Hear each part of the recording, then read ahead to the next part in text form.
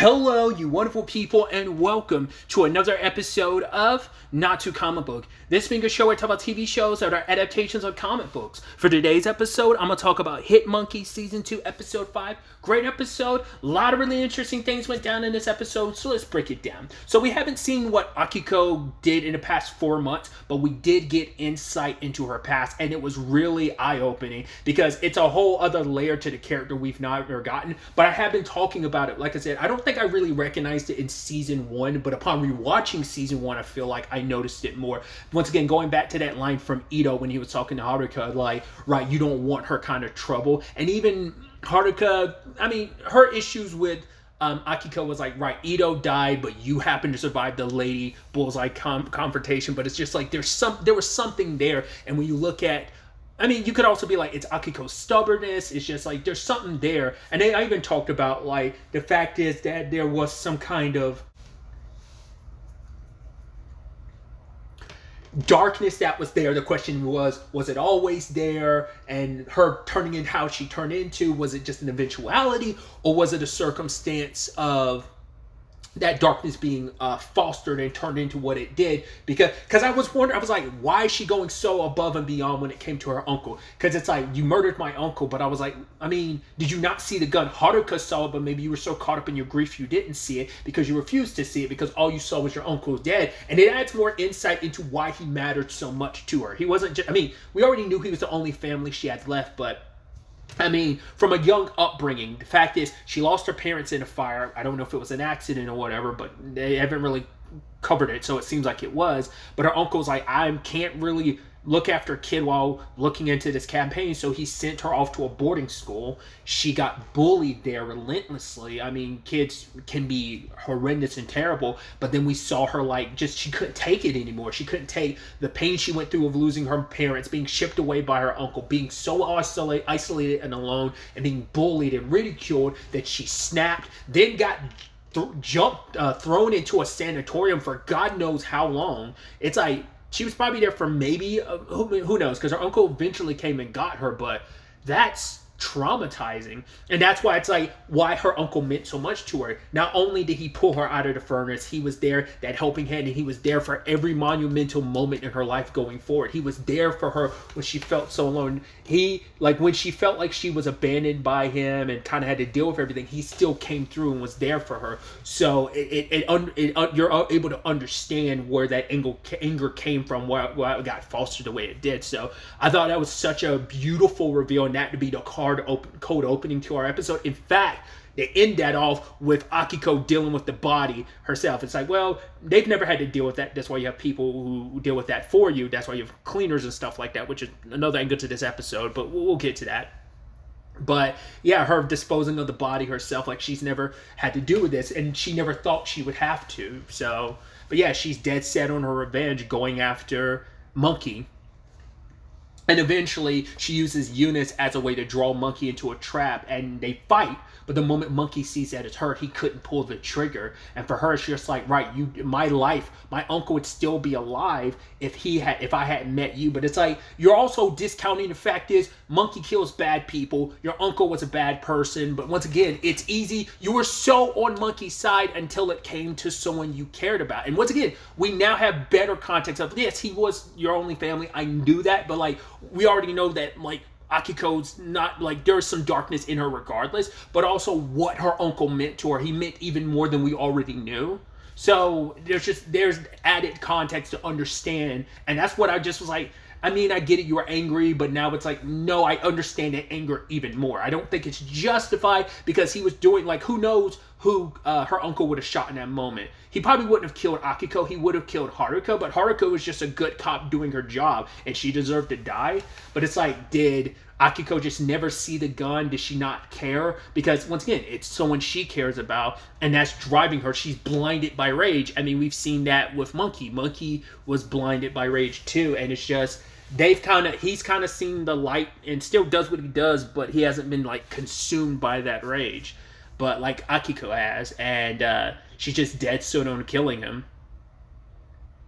And fell off a building because of Eunice, like, hitting her with something.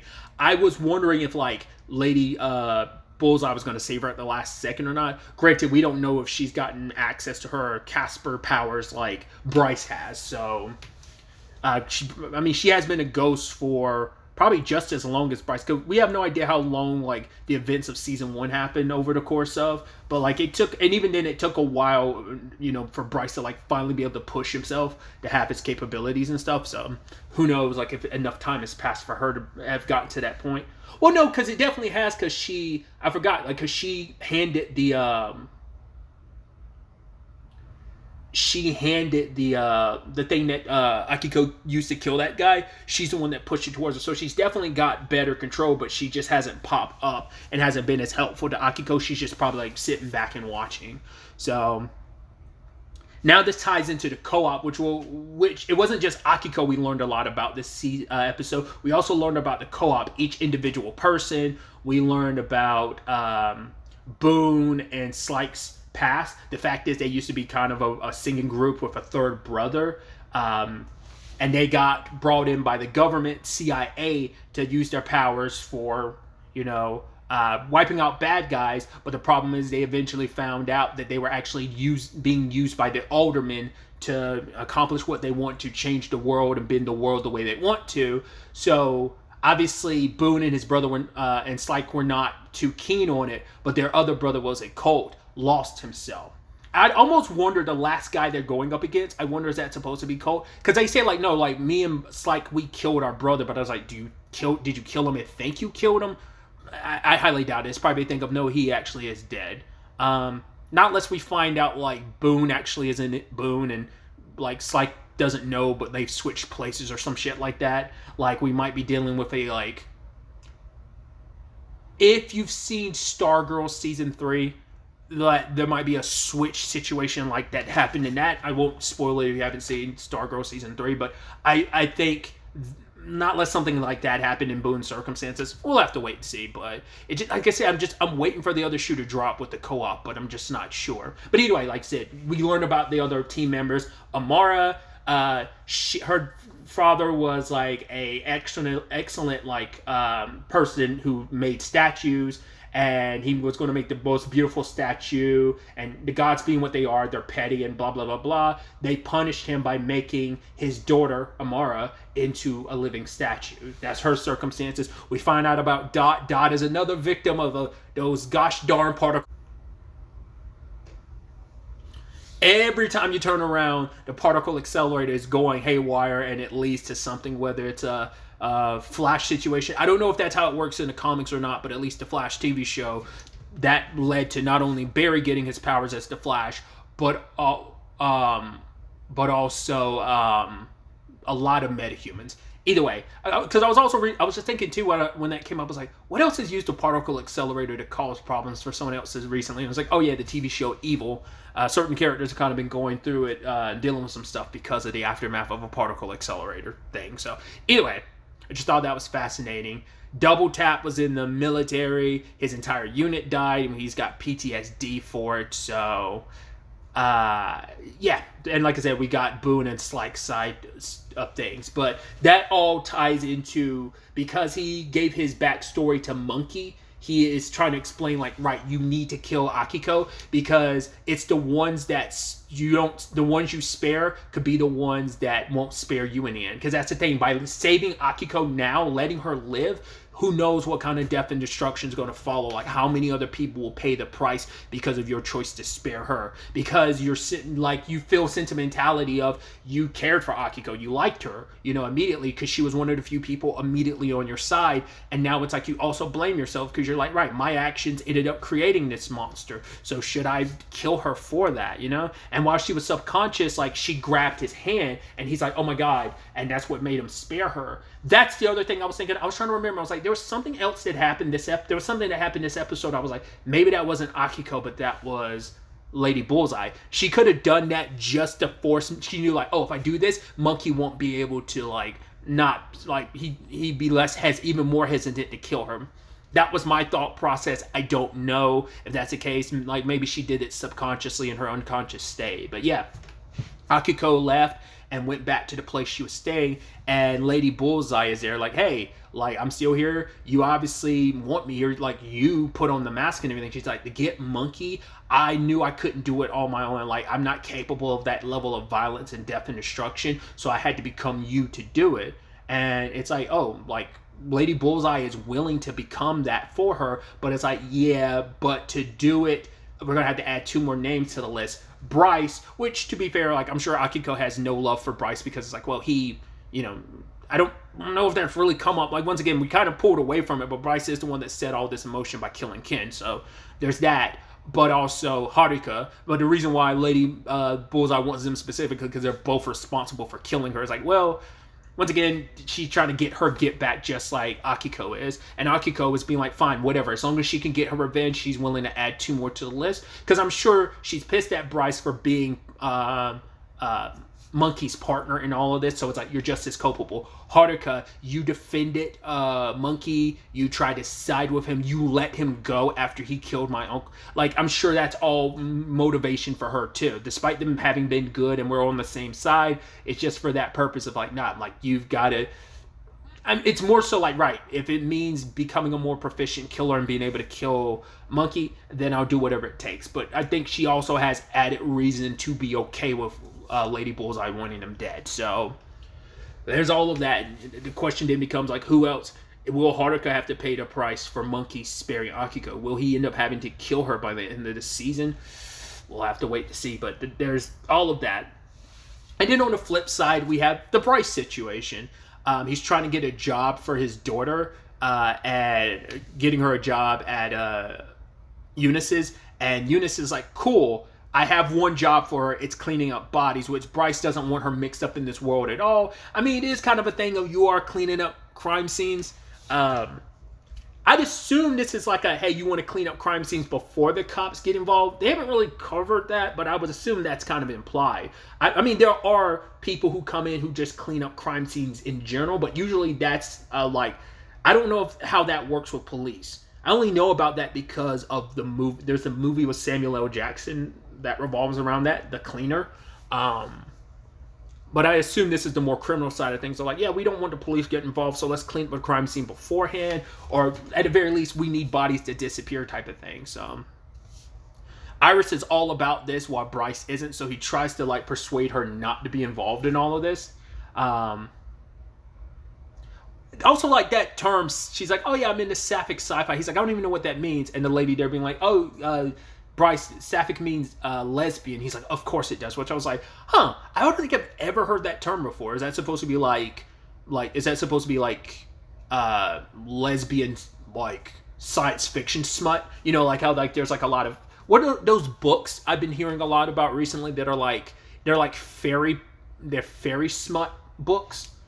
I forgot. I don't know the title of the books, but it's like the book series I've heard people talk about more and more recently. I wonder if it's supposed to be kind of like this is going to be like like the books she's referencing are like smutty sci-fi Yuri. I wonder is that kind of what Iris is kind of referencing. But also it's like, oh, I guess that's implying like, you know, that's the sexual lane that like that she's gay, that Iris is gay, so. The wink between from the person that was already in Eunice's office, it makes me wonder if that's going to be a hookup situation later. Also, the bomb job, even though they got the bomb, but the guy like basically took a bid from someone else, so like they no longer have that contract. So I guess that bomb is just going to come into play later on in the story. Maybe they can utilize it. We'll see, because that's still up in the air. But yeah, Bryce tries to pick like a terrible crime scene for his daughter to look into, and obviously Buddy's like, don't worry, I picked the worst one. He went full Breaking Bad with it, got all the stuff on. It's like, yeah, my own special concoction to basically milk everything body related. So once again, because of the suit he's in, and obviously the circumstances of a body in a tub, I don't know if that was meant to be an homage to Breaking Bad, but it definitely gave Breaking Bad vibes. And it's like, yeah, she was super all about it, being like, oh my god, we should get you on Shark Tank. She's taking photos of it. It's like, wow. It's like, well, it is your daughter. To be fair, it's like Bryce wasn't as fucked up as he is now, but you know, so the last time he was in his daughter's life, so it's like how did she, I mean, I guess like once again, like being abandoned at such a young age, all the terrible things you've been through, losing your mom. I mean, Akiko got fucked up in her own regards. I guess you got fucked up. I mean, everyone involved in this series has their issues. It's so funny because Boone was telling Monkey, like, yeah, you need to take a mental day. It's like, whoa, you've never taken a mental day? Oh, it's the best. You need to recharge and everything. It's like, it's funny considering everyone else does, in fact, need a mental day. So a byproduct of this I didn't expect coming about was Haruka and Bryce actually getting closer this episode. Because she's like, oh, you're actually kind of a good guy. It's like, you're kind of a douche. But it's like, right, your daughter, she's just like pushing the envelope. The fact that it matters is her even, like, yes, she's pushing the envelope. She's doing stuff just to piss you off. But, that's any rebellious kid. But it also proves that she's having an open dialogue with you. Because silence would be the worst thing. Because we don't really know anything about Haruka other than, like, right, she grew up in, like, a very, very small town. She was one of 2 police. And that's about it. We don't even know about her family situation. Like, I'd assume her mom and dad are not alive because or maybe she doesn't have any family at all, considering that's never come up in the show. Like, other than, like, her introduction to Ito and talking about, like, right, she was the best cop in her precinct or whatever because it was only her and another person. So, kind of reminds me a little bit of, Gannibal, the manga and TV show, just because like there's only like the town only kind of has technically one cop. That the whole ends up being kind of a whole storyline thing. But either way, it just kind of gave me that same vibe of probably like it's just that small of a village or area she's from. So Bryce did try to make a move on Haruka. She was like, well, what the fuck are you doing? He's like, oh, I'm sorry, I misread the situation. He's like, oh, but is it because I'm a ghost? And he's like, I mean, even if that's the case, he's like, if the roles were reversed, I'd still go for it, So I am curious if that's going to end up being the effed up thing of like they might end up getting together. We'll have to see. It might not be the case. It'd be interesting to find out if they did. So, like I said, it's interesting that we are at the halfway point of the season and most of the aldermen's already dead. To be fair, a lot of that happened pre this season. I mean, who knows like how long it took the co-op to kill the others? Because I mean, did they kill them in that 4-week period after like Bonsai Master had died, or had they already been killing him for a couple years? Whatever the case may be, it's surprising there's only one left. He's supposed to be the toughest of them all. He's the one, like I said, kind of witch doctor type of person who's able to turn animals into monsters. So we saw that bird getting transformed at the end of the episode. So it's going to be interesting to see how this plays out. Like, maybe I'm wrong. I'd assume he's going to be dealt with, like, at least next episode. But the problem is there's so many threats happening. Like, the Akiko is one, and then the Alderman is the next. So that's coming at you from 2 different angles. But I'd assume the Alderman stuff is going to get wiped first, and then you have to deal with Akiko. But I could also definitely see her taking advantage of this situation.